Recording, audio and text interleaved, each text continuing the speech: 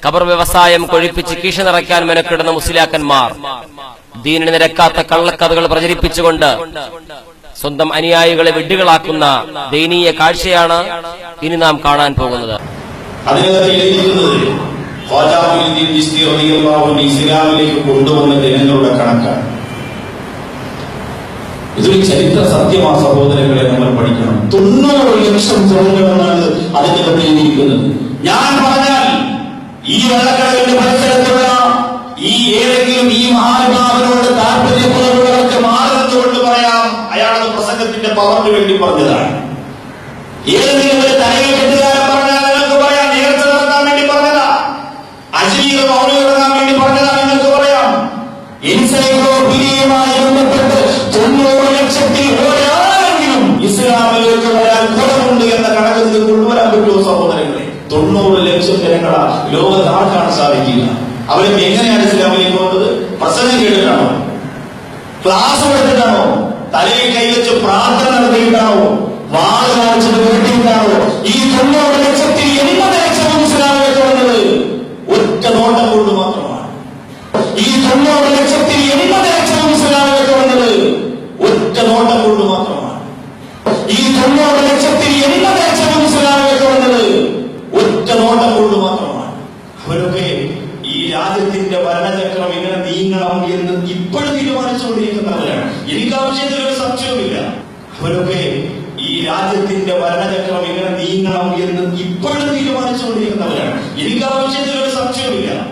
ആ വിഷയത്തിൽ ഒരു സംശയം എനിക്കില്ല. കാരണം എന്റെ സുലഭ്യമാതായതുകൊണ്ട് ആ വിഷയത്തിൽ എനിക്ക് സംശയിക്കേണ്ട കാര്യവുമില്ല.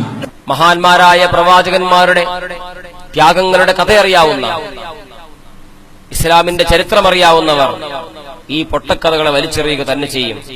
കാരണം സ്വന്തം ഭാര്യയെ ദീനിലേക്ക് കൊണ്ടുവരുവാൻ മഹാനായ നൂഹ് നബി അലൈഹി സ്വലാത്തു വസ്സലാമിന് 900 ചില്ലുവാനും വർഷം പ്രബോധനം ചെയ്തിട്ടും സാധിക്കാതെ പോയി.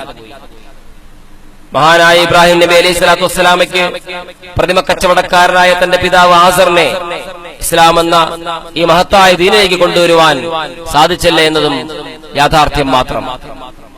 മഹാനായ അന്ത്യപ്രവാചകൻ മുഹമ്മദ് മുസ്തഫ സല്ലല്ലാഹു അലൈഹി വസല്ലമയ്ക്ക് സ്വന്തം പിതൃവ്യനായ അബൂ ത്വാലിബിനെ ഈ ദീനിലേക്ക് കൊണ്ടുവരുവാൻ സാധിച്ചില്ല എന്നതും ആർക്കാണ് അറിയാത്തത്? എന്നിട്ടും ഈ ബാക്കവി പറയുന്നു, ഖാജാ മൊയ്നുദ്ദീൻ ചിസ്തിയുടെ ഒറ്റനോട്ടം കൊണ്ട് 90 ലക്ഷം പേർ ഇസ്ലാം മതത്തിൽ വന്നുവത്രേ.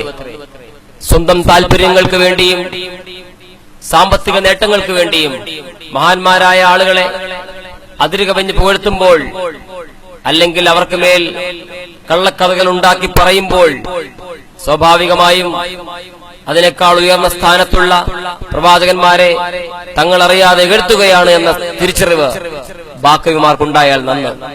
ഇസ്ലാമിന്റെ ചരിത്രം പരിശോധിച്ചാൽ ഖാജാ മൊയ്നുദ്ദീൻ ചിസ്തി കാണിച്ചു എന്ന് പറയുന്ന ഇക്കാര്യത്തിന് യാതൊരു തെളിവും ഇല്ല തന്നെ. എന്നിട്ടും തോന്നിയാസം തട്ടിവിടുകയാണ്. ഇത് തിരിച്ചറിയാൻ സാധാരണക്കാരെ നിങ്ങൾക്ക് സാധിക്കണം. ഇവർ നിങ്ങളെ കൂട്ടിക്കൊണ്ടുപോകുന്നത് പലപ്പോഴും ഷിർക്കിലേക്കാണ്, അവരുടെ ഖബർ വ്യവസായം കൊഴിപ്പിക്കുവാനുള്ള മേഖലകളിലേക്കാണ്. അതിന് വശംവദരാകുന്നത് വളരെ ദയനീയമാണെന്ന് മനസ്സിലാക്കുക. അള്ളാഹുവിന്റെ ഔലിയാക്കന്മാരെ മഖബറകൾ വരെ കച്ചവടം ചെയ്ത നാടാണ് കേരളവും മലബാറും കോഴിക്കോടും എന്നും ഞാൻ ഈ കൂട്ടത്തിൽ പറയുകയാണ്. നിങ്ങൾ ചിന്തിക്കണം. ആ ഔലിയാക്കന്മാരെ മഖബറ വിൽക്കുക. ഈ കൗമ ഈ നൗമ നന്നാവും. ഇവരൊക്കെ പേരാണ് സുന്നി. ഇവര് സുന്നി അല്ല മനുഷ്യന്മാര്, ഇവര് കച്ചവടത്തിന്റെ പാർട്ടിയാണ്.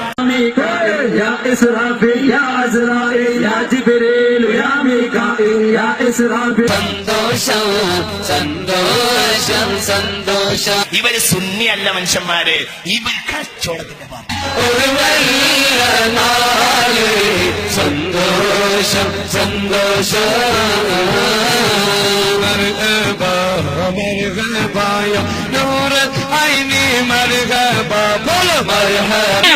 ഒരു ചൂഷകവർഗം തനി ചൂഷണം ചെയ്യാനായിട്ട് അങ്ങനെ സ്വലാത്തും ദിക്റും വഅളും ഡ്രസ്സിംഗും മുഴുവനും ചൂഷണത്തിന് വേണ്ടി മാത്രം.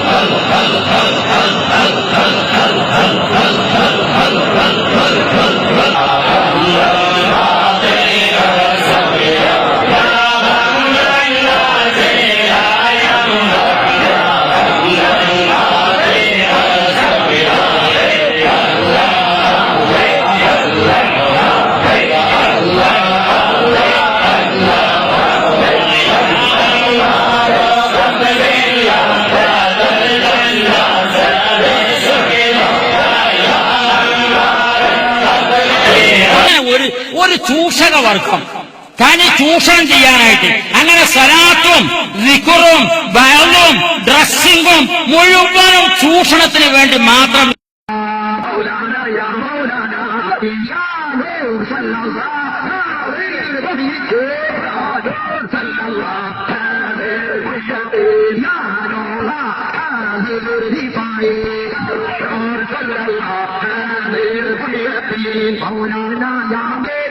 कोई वली मौलाना या मौलाना कुल्लना रहमानना दिल वसीलत मौलाना कोया पापा रज़ी अल्लाह मौलाना या मौलाना कुल्लना रहमानना दिल वसीलत शैखना मोहम्मद कोई वली मौलाना या मौलाना कुल्लना रहमानना दिल वसीलत शैखना. ഇവര് സുന്നി അല്ല മനുഷ്യന്മാര്, ഇവര് കച്ചവടത്തിന്റെ പാർട്ടി.